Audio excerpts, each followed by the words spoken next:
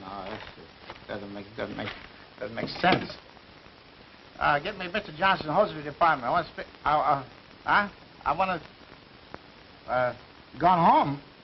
What did you do? Take the afternoon off? No, 7 o'clock? Oh no. It can't be 7 o'clock this time of the day. Can't be. Oh, it is 7 o'clock this time of the day. Goodness sake. Well, what are you doing here? Why don't you go home?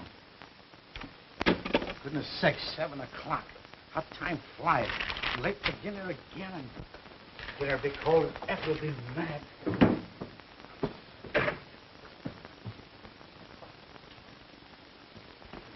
Can't get enough done.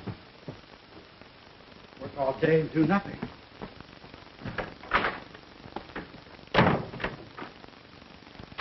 I'd like you to okay these fashion show numbers, H.J., before you go. See, we're using them the first thing in the morning. Mm-hmm. I'm disturbed over the shoulder sweep of this sweater. What's wrong with it?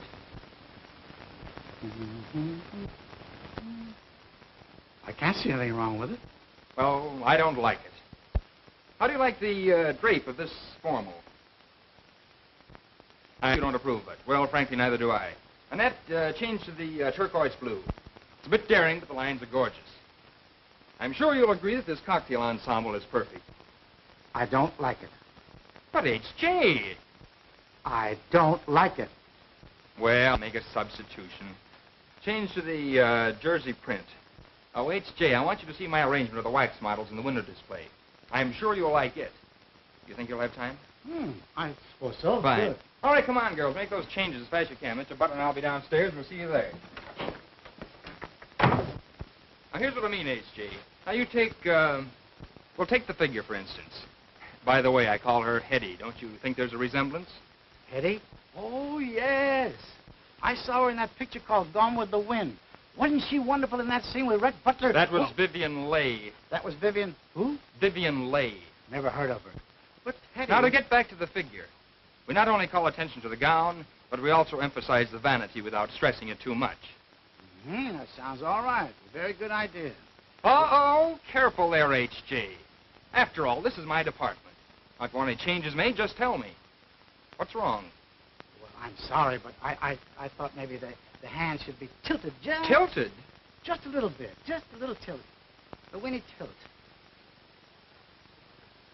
Like that? There, now, that looks much better. And is there anything wrong with Carol over there? Oh, Carol. Now, let me see. Uh-huh. Well, I think that... No, nothing wrong with Carol. She looks fine there. Looks very comfortable. Very good likeness, too. It's a good job. Good job, Mr. Sibley. Now, let's see. Here.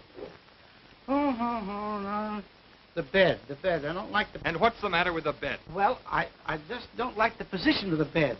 You see, we're featuring the mattress and the bedding. See? Not the bed alone. Now, I'll show you something. Anyone passing by outside on the sidewalk and looking in here, all they can see is the foot of the bed. Just the foot. They can't see the... Look, show you. Just move it over a little bit, and I'll show you. Just a little bit. No harm, Mr. Sibley. Now, would you mind pushing the bed just a little bit to the right? That's it. Oh, too much. Back a little bit more. Too much. Now, just a teeny little... There you are. Now, you see, that looks better. And look, anyone passing by and looking through the window can visualize themselves sleeping peacefully on our double-X slumber mattress. Don't be long, Wilbur. Effie'll never forgive us if we hold up her party. Be back in a jiffy. Everything looks lovely. Everything is fine. Now, there's just one more thing, Mr. Sibley. Now, I think that Carol would look much better over here on the bed than over there. Because over here, she would attract more attention to the bed. Don't you think? Definitely not. Well, Oh, there you are, girls. H.J., will you okay these costumes? Sure, come here, little girl.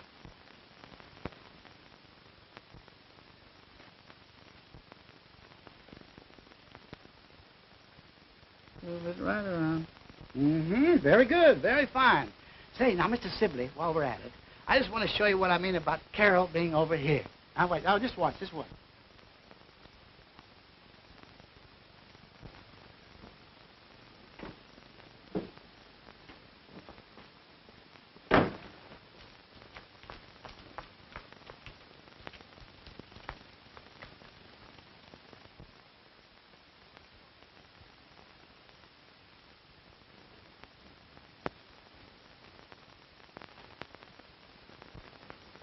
Oh.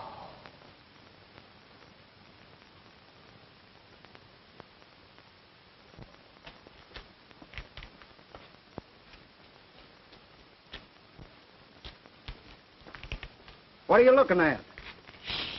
Yeah, what are you looking at?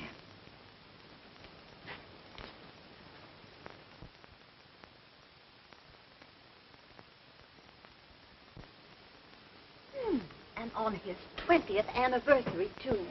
Poor Effie. Well, I guess I've been in the wrong kind of business for the last 15 years. Wilbur. Come on. Now, look, Clara. You're a pretty good friend of Effie's, aren't you? Yes, I am. Well, then, keep your mouth shut. Now, come on, get in. Let's go. What a funny thing. Never mind. Come on, start the car. Don't you think Clara looked much better here, like that? I most certainly do not. Come on, girls, let's go. Annette.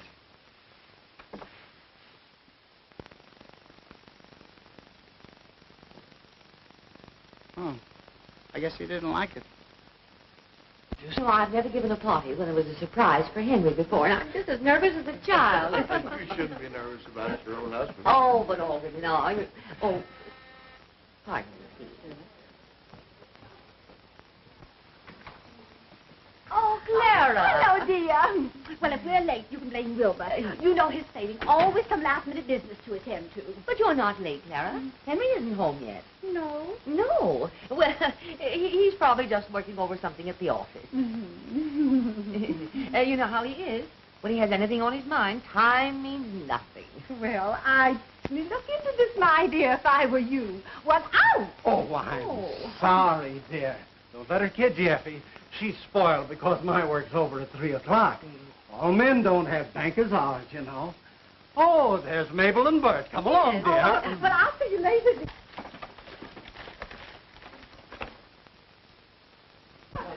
What are you laughing at?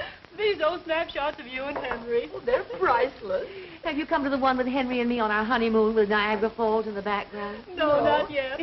When you see the hat I'm wearing in that one, you'll die.